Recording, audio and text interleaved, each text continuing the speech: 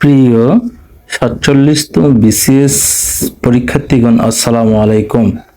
৪৭তম BCS এর বিজ্ঞপ্তি কবে হবে এবং পদ সংখ্যা কত জানালেন পিএসসি চেয়ারম্যান।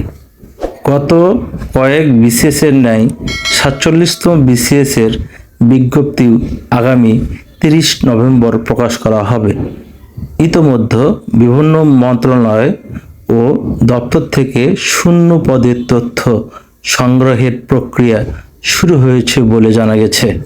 সরকারি কর্ম কমিশনের পিএসসি একটি নির্ভরযোগ্য সূত্র দ্য ডেইলি ক্যাম্পাসকে এ তথ্য জানিয়েছে।